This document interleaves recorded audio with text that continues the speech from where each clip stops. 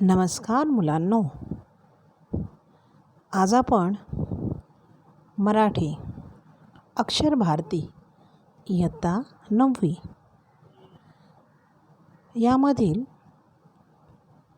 दुसरी कविता त्यातला आ संत कृपा झाली अभ्यासणार आहोत। हेलो बच्चों, कैसे हो? आज हम 9th स्टैंडर्ड अक्षर भारती सेकेंड पोएम इसमें का दूसरा अभंग आ संत कृपा झाली ये पढ़ने वाले हैं। तर मुलांनो, कवितेला सुरुवात करूया। संत कृपा झाली हा अभंग लिहिलाय संत बहिणाबाई।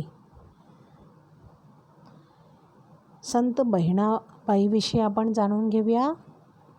वारकरी संप्रदायातील संत कवयित्री संत तुकाराम यांच्या शिष्या ओव्या, श्लोक, आरत्या या त्यांनी लिहिल्या आहेत। संत तुकाराम त्यांची काव्यरचना आणि त्यांचे व्यक्तित्व यावर बहिणाबाईंनी खूप अभ्यास केलेला आहे आणि यातूनच त्यांच्या अभंगात उत्कट भावनाविष्कार आपल्याला दिसून येतो। बच्चों, अभंग हम पढ़ते हैं। आ संत कृपा झाली। इस अभंग को लिखने वाली कवयित्री है संत बहिणाबाई। ये बहिणाबाई ये वारकरी संप्रदाय, इनमें जो भी अभंग लिखे हैं इनमें ये एक है जो संत तुकाराम बड़े ही प्रसिद्ध संत रह चुके हैं।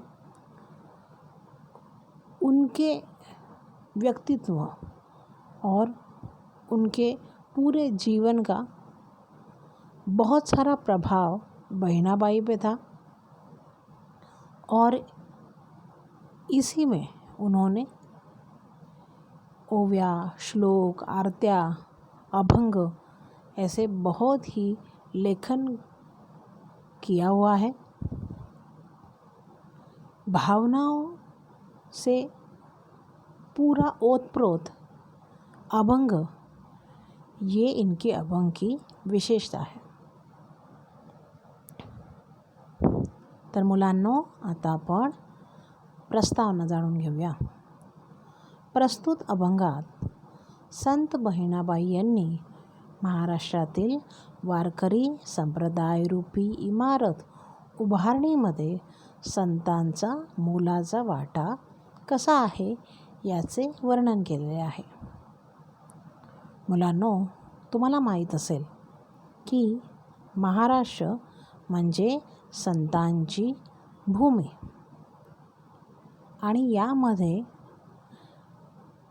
वारकरी आणि वारकरी संप्रदाय हे कशाला म्हटले जाते? तर मुलांनो, कालच आषाढी एकादशी झाली। तुम्हाला माहिती आहे मुलांनो की या महाराष्ट्राच्या भूमीमध्ये संत ज्ञानदेव, नामदेव, एकनाथ, मुक्ताबाई ते संत तुकाराम इथपर्यंत सगळ्या संतांनी आपापल्या अभंग, ओव्या यातून हा भागवत संप्रदाय तयार केलेला आहे। मुलांनो, वारकरी कशाला म्हटले जाते? तर पंढरपूर इथे श्री विठ्ठल रखुमाई यांचं जे मंदिर आहे येथे वर्षातून एकदा जातात तो वारकरी,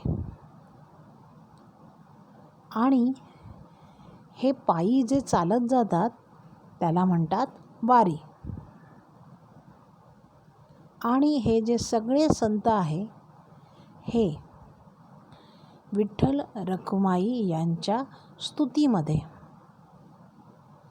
जे जे अभंग लिहिलेला आहे यांनीच हा संप्रदाय खूप खूप प्रसिद्ध झालेला आहे. म्हणजे अतिशय प्राचीन काळामध्ये जेव्हा ब्राह्मणांचं वर्चस्व होतं, संत ज्ञानदेवांनी श्रीमद भगवद्गीता या संस्कृत धर्माचं मराठीमध्ये भाषांतर केलं आणि या खऱ्याखुऱ्या हिंदू धर्माची महाराष्ट्र आणि महाराष्ट्रातील सामान्यांना ओळख करून दिली. तेव्हापासूनच अनेक संतांनी सोप्या, चांगल्या, सुंदर भाषेमध्ये ओव्या, श्लोक इत्यादी लिहून या भागवत धर्मामध्ये अनेक ग्रंथ लिहून तो प्रसिद्धीस आणला. तर प्रस्तुत अभंग जो आहे तो आपल्याला हा जो वारकरी संप्रदाय आहे याची जी इमारत आहे, म्हणजे हे एक देऊळ आहे, याच्यामध्ये कोणकोणत्या संतांनी काम केले आहे याचे वर्णन मिळणार आहे. बच्चों, कविता की प्रस्तावना जानते हैं. इस अभंग में संत बहिनाबाई, इन्होंने जो महाराष्ट्र में एक वारकरी संप्रदाय है, संप्रदाय मतलब एक रिलीजन, तो बच्चों आपको पता होगा जैसे कल ही आषाढ़ी एकादशी हुई, तो महाराष्ट्र ये संत सज्जनों की भूमि है. संत ज्ञानेश्वर ने जिस वक्त बहुत ही पुरातन काल में ब्राह्मणों को सभी हक दिए जाते थे, उस वक्त श्रीमद् भगवद गीता इस संस्कृत ग्रंथ का निरूपण मतलब ट्रांसलेशन मराठी में किया और ज्ञानेश्वरी ये ग्रंथ लिखा. तब से अलग अलग प्रकार से अलग अलग संतों ने, जैसे संत ज्ञानदेव है, नामदेव है, एकनाथ है, ऐसे अनेक संतों ने, जिसमें संत तुकाराम भी हुए, इन्होंने इस संप्रदाय, इस रिलीजन को आगे बढ़ाने की कोशिश की. बहुत ही सामान्य जनरल पीपल के लिए उन्होंने श्लोक, आरती, अभंग, स्तुति ऐसे बहुत कुछ लिखा है जो पढ़ के आप इस वारकरी धर्म को जान सकते हो. और पंढरपुर में जो विठ्ठल रखमाई का मंदिर है, यहाँ साल में 1 या 2 बार आपको चल के जाना होता है. तो इस चलने के प्रदक्षिणा मार्ग को वारी कहते हैं. और ये वारी जो व्यक्ति करता है उसे कहेंगे वारकरी. तो अलग अलग तरह से, अलग अलग अपने कष्ट से, जो भी उनके काम से उन्होंने इस संप्रदाय, इस रिलीजन को कैसे बच्चों आगे बढ़ाया, इसका बहुत ही सरल और सुंदर वर्णन संत बहिनाबाई जी ने इस कविता में या इस अभंग में किया. जो यहाँ इमारत लिखी है वो इमारत मतलब इस रिलीजन का मंदिर है. तो इस मंदिर के बनाने में कितने सारे संतों ने खुद का अपना एक हिस्सा या एक काम किया, उस सभी का वर्णन इस अभंग में आया हुआ है। तो बच्चों, हम कविता की शुरुआत करते हैं। मुलांनो, पहिला अभंग बघूया. संत कृपा झाली, इमारत फळा आली. संत सज्जन आणि त्याची कृपा झाली म्हणजे त्याने आपल्यावर दया दाखवली. इमारतचा अर्थ येते त्या संप्रदायातील विचार किंवा त्या संप्रदायाचे विचाररूपी देऊळ असे आहे. आणि यामध्ये फळा येणे म्हणजे प्रसिद्धीला येणे असा त्याचा अर्थ होतो. तर मुलांनो, पहिल्या पद्यामध्ये संत बहिणाबाई सांगतात की महाराष्ट्र ही संतांची भूमी आहे. आपल्या अलौकिक विचारांनी महाराष्ट्रात विठ्ठल भक्तीने वारकरी संप्रदायाची निर्मिती केली आणि या संप्रदायरूपी इमारतीला संतांनी आपल्या विचारांनी भक्तीच्या जोरावर मूर्तिमंत रूप दिले. जणू काही संतांनी त्यावर कृपाच केलेली आहे. आणि म्हणून आपण बघतो की वारकरी संप्रदाय रूपी इमारत उभी राहिलेली आहे. आता या इमारतीसाठी कोणी काय काय केले ते मी तुम्हाला पुढे सांगणार आहे, असं संत बहिणाबाई सांगतात. बच्चों, पहली पंक्ति में संत बहिणाबाई कहते हैं कि इस महाराष्ट्र की पावन भूमि पर बहुत से संतों ने कृपा की है, दया दिखाई है. कैसे ये कृपा है कि जो अपने उनके विचार, थॉट, उनकी विठ्ठल भक्ति, इनके द्वारा इस रिलीजन, इस संप्रदाय की शुरुआत हुई है. और देखते ही देखते वारकरी संप्रदाय मतलब ये वारकरी जो रिलीजन है उसका मंदिर मतलब इमारत खड़ी हो चुकी है. तो बच्चों, ये सिंबॉलिक है. ये जो इमारत है वो उन संतों के विचारों से, भक्ति से और उन्होंने जो परिवर्तन समाज में लाने की कोशिश की उनसे बना है. और कवियत्री कहती है इस तरह से उन्होंने हम पर ये कृपा की है, ये दया दिखाई है कि सिर्फ भारत में, महाराष्ट्र में ही ये संप्रदाय हमें दिखता है. तर मुलांनो, आपण आता पुढच्या पद्याकडे जाऊया. ज्ञानदेवे रचिला पाया, उभारिले देवालय. ज्ञानदेवे संत ज्ञानेश्वर, रचिला रचणे, निर्माण करणे. पाया इज अ बेस. जी पण इमारत आपण बांधतो तिचा जो बेस आहे त्याला पाया असं म्हणतात. उभारिले, उभे करणे. देवालय, देऊळ. आता अर्थ बघूया मुलांनो. या वारकरी संप्रदाय रूपी इमारतीचा पाया संत ज्ञानेश्वरांनी रचला. म्हणजे ज्या काळामध्ये सनातन ब्राह्मण लोक संत ज्ञानेश्वर आणि त्यांच्या भावंडांना ज्या वैदिक धर्मापासून दूर करत होते, त्यांच्यावर अत्याचार करत होते, एक वेळ अशी आली की ज्ञानेश्वरांनी स्वतःहून तो धर्म नाकारला आणि या धर्माची म्हणजे वारकरी संप्रदायाची सुरुवात केली. म्हणून पाया उभा केला. त्यांनी वारकरी संप्रदायाची स्थापना केली. त्यामुळेच आज शेकडो वर्ष झाली तरी वारकरी संप्रदाय हा पुढे पुढे वाढतच आहे.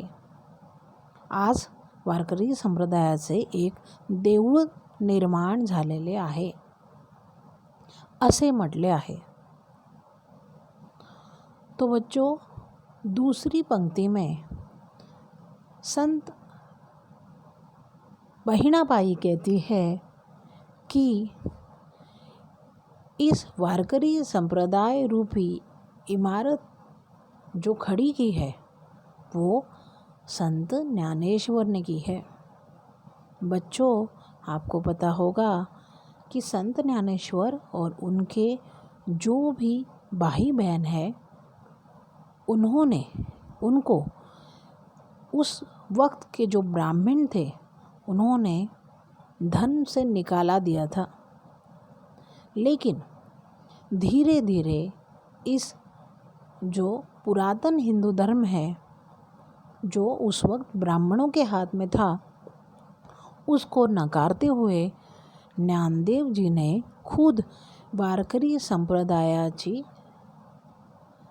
उन्होंने शुरुआत की और खुद ज्ञानेश्वरी जैसे ग्रंथ श्रीमद् भगवत गीता इसका निरूपण करके मतलब रूपांतर करके उसका ट्रांसलेशन करके ये धर्म बनाया। और आपको पता है बच्चों, बहुत सालों गुजर गए लेकिन फिर भी वारकरी संप्रदाय दिन ब दिन बढ़ता ही जा रहा है। और हम आषाढ़ी एकादशी के दिन देख सकते हैं कि करोड़ों लोग विट्ठल रखुमाई के दर्शन के लिए अपने पैरों से चल के ये परिक्रमा करते हैं, जिसको वारी ऐसे कहते हैं। तो ज्ञानदेव इन्होंने इस वारकरी संप्रदाय रूपी इमारत या उस देवालय का निर्माण किया है। तर मुलांनो, पुढे जाऊया। नामा तयाचा किंकर तेणे रचिले ते आवार। नामा संत नामदेव, तयाचा त्याचा, किंकर सेवक दास, आवार मतलब अंगण। मुलांनो, संत बहिणाबाई सांगतात की या वारकरी संप्रदायाचा दास बनण्याचे महान काम संत नामदेवांनी केलेले आहे। त्यांनी वारकरी संप्रदायाचा प्रसार संपूर्ण भारतभर केला। वारकरी संप्रदायाचा दास ते बनले आणि जीवनाच्या अंतिम क्षणापर्यंत वारकरी संप्रदायाचे संवर्धन, संगोपन, वारकरी संप्रदायाला कसे वाढवायचे व्यापक स्वरूप त्यांनी करून दिले। म्हणजेच ज्ञानदेवांनी जो धर्म सुरुवात केली, संत नामदेवांनी त्याचा दास बनून त्याचे आभार रचले, त्याच्यासाठी अंगण तयार केले। म्हणजे काय मुलांनो, तर हा धर्म कुठे कुठे नेऊन ठेवला, कुठे कुठे त्याचा प्रसार केला असं त्याचा अर्थ आहे। म्हणून भारतभर नामदेवांनी त्याचा प्रसार केला आणि त्याचे या वारकरी संप्रदाय रूपी देवालयाचे जे कळस आहे तो त्यांनी बनवला असं यात म्हटलेले आहे। बच्चों, तीसरी पंक्ति में संत बहिणाबाई कहते हैं कि संत नामदेव जो कि वारकरी संप्रदाय के खुद एक दास समझते खुद को,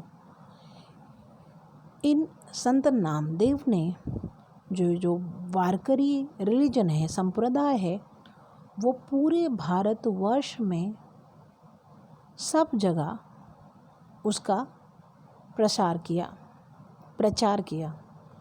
खुद इस संप्रदाय के दास बनने के बाद उन्होंने अपने जीवन के अंतिम क्षणों तक इस धर्म को बढ़ाते हुए, उसका विकास करते हुए उसको एक बहुत ही अच्छा स्वरूप दिया। मतलब ये वारकरी संप्रदाय रूपी जो इमारत है, अगर ज्ञानदेव ने इसका बेस मतलब पाया ये बनाया है, तो उसका जो आंगन है, कोर्टयार्ड है, मतलब कहाँ तक उसको फैलाया है, यह काम संत नामदेव जी ने किया। क्योंकि उन्होंने इस धर्म को बहुत ही दूर तक ले जाकर उसका प्रसार किया। तो बच्चों, हम आगे बढ़ते हैं। जनार्दन एकनाथ खांब दिधला भागवत। यहाँ एकनाथ संत एकनाथ महाराज है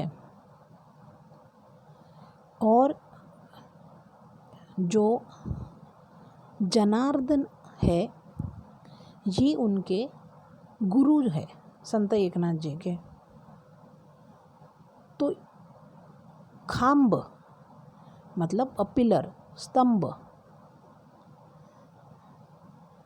दिधला दिला, भागवत हा विष्णू भक्तांचा हा पंथ आहे। ओके। और विष्णू को विठ्ठल का दूसरा रूप म्हणजे दुसरं रूप समजलं जातं विठ्ठलाला। त्यामुळे हा जो भागवत धर्म आहे तो सुद्धा वारकरी संप्रदायामधीलच त्याला दुसऱ्या नावाने ओळखले जातात। तर अर्थ जाणून घेऊया मुलांनो।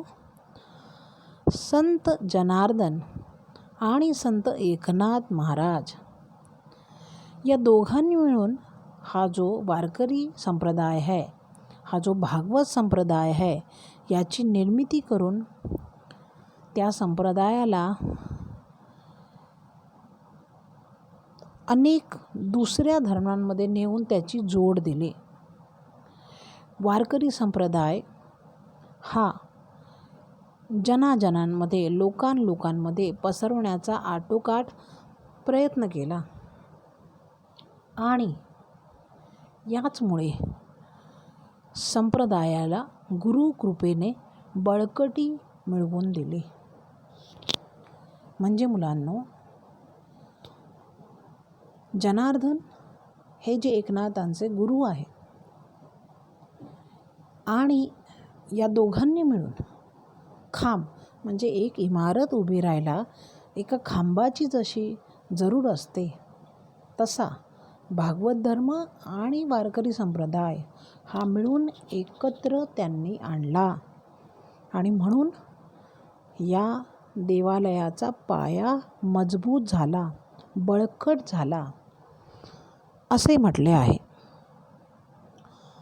तो बच्चों, अगली पंक्ति में संत एकनाथ और उनके गुरु संत जनार्दन इनका नाम आया है। यह दोनों गुरु शिष्य हैं और जिस तरह से एक इमारत को, एक स्ट्रक्चर को पिलर मतलब उसमें बंधे हुए जो खांब होते हैं, खंबे होते हैं, वो मजबूती देते हैं, उसी प्रकार वारकरी संप्रदाय को भागवत धर्म से जोड़कर इन गुरु शिष्यों ने मिलकर इस धर्म को मजबूती देने की कोशिश की। मतलब ना ही वो लोगों तक पहुंचाया और फिर उनमें बहुत ही सामान्य लोगों तक इसको कैसे उसकी वर्शिप की जाती है, कैसे पूजा और प्रार्थना उसमें होती है, लोगों तक ये बात पहुंचाई। और बच्चों, आपको पता होगा कि वारकरी संप्रदाय में कोई भी ऊंच नीच, धार्मिक भेदभाव ये नहीं हुआ करते थे। आपको कोई भी स्पेशल पूजा अर्चा की ज़रूरत नहीं थी, सिर्फ नामस्मरण, दैट इज़ आप लोग मन में जैसे चैंटिंग करते हैं वो नामस्मरण, यही सिर्फ एक ईश्वर के पास आपको ले जाने वाली एक मार्ग है, यही उसमें बताया गया है। तो बच्चों देखो कितनी खूबसूरती से संत बहिनाबाई ने ये वारकरी रूपी जो एक मंदिर है उसके धीरे धीरे ज्ञानदेव ने जैसे उसका बेस तैयार किया, फिर जाके नामदेव ने उसको कैसे फैलाया, कैसे उसको उसका प्रचार प्रसार किया, और अब जनार्दन और एकनाथ ये संतों ने भी उसके मजबूत कैसे पिलर बनाए, ये सब आपको अपनी इमेजिनेशन से, कल्पना से उन्होंने कितने सुंदर तरीके से आपको ये बताया है। तर मुलांनो पुढच्या पद्यपंक्तीकडे जाऊया। तुका झाला असे कळस भजन करा सावकाश। तुका संत तुकाराम, कळस म्हणजे ते शिखर, घुमट, जो मंदिर का टॉप है वो, भजन देवाचं स्तुती गीत, सावकाश अतिशय शांतपणे। भावार्थ बघूया मुलांनो, भक्तीची अंतिम अवस्था म्हणजे संत तुकाराम महाराज, कारण संत तुकाराम महाराजांनी खूप सुंदर पद्धतीने अभंग, ओव्या, पोवाडे रचून संत ज्ञानेश्वरांनी ज्याप्रमाणे ज्ञानाच्या साह्याने या धर्माचा सुरुवात केली आणि इमारतीवर अलौकिक भक्तीचा कळस हा संत तुकारामांनी चढवला आणि ही इमारत पूर्ण झाली। म्हणजेच संत तुकारामांनी जी भक्ती या धर्मावर दाखवली, संत ज्ञानेश्वरांवर दाखवली, विठ्ठल रखुमाईवर दाखवली, त्याप्रमाणे या धर्माला सुद्धा परिपूर्णता आली असे म्हटले गेलेले आहे।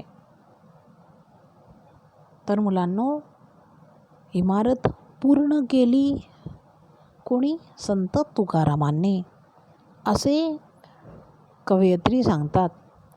आणि भजन, कीर्तन, नामस्मरण आणि संपूर्ण जीवनच त्यांनी या आपल्या विठू माऊलीला दिलेले आहे। तो बच्चों सेकेंड लास्ट पंक्ति जो है उसमें संत तुकाराम इन्होंने इस जो मंदिर रूपी एक जो वारकरी संप्रदाय है उसमें स्वर्णिम शिखर कैसे बनाया है वो बताया है कि संत तुकाराम महाराज इन्होंने अपना पूरा जीवन, अपना पूरा जो भी उनका मरते दम तक वो भी श्वास था वो उन्होंने वारकरी संप्रदाय के लिए दिया। और वारकरी संप्रदाय में उन्होंने भक्ति, भजन, अभंग, ओवी लोगों तक पहुंचाई।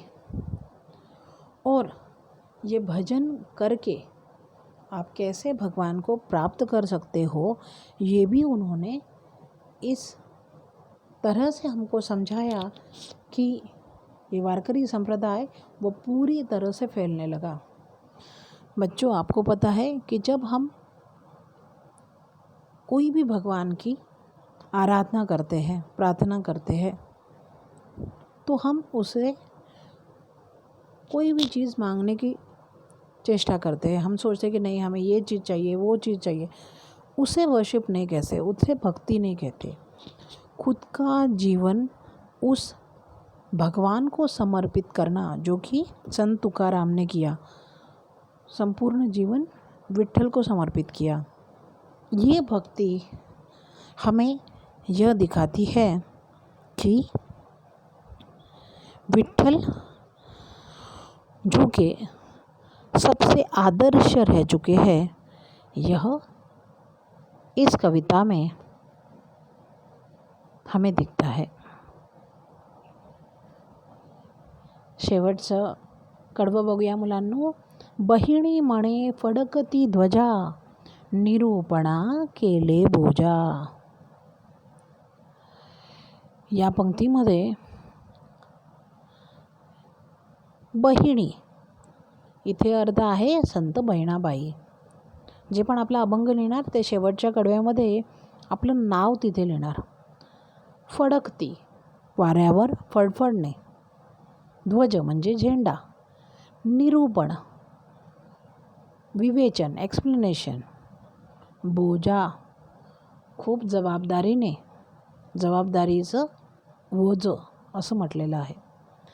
संत बहिणाबाई आपल्याला सांगतात की अशा या वारकरी संप्रदाय रूपी इमारतीची ध्वजा सतत फडकत ठेवायचे काम, त्याची धुरा सांभाळण्याचे काम संत तुकारामानंतर त्यांची शिष्या संत बहिणाबाई यांनी घेतलेले आहे. ही एक प्रकारची जबाबदारी माझ्यावर आहे. आणि निरूपणाच्या म्हणजेच जे पण स्पष्टीकरण आहे त्याच्या माध्यमातून मी पण या धर्माचा प्रचार करत आहे. निरूपणातून ही जबाबदारी त्या पार पाडत आहे. आणि ज्याप्रमाणे प्रत्येक कळसाच्या वर शिखराच्या वर एक ध्वजा असते जी अतिशय सुंदर दिसते आणि त्या धर्माला त्या देवाला एक सुंदर रूप प्राप्त करून देते. इथे बहिणाबाईंचे कार्य तेच आहे.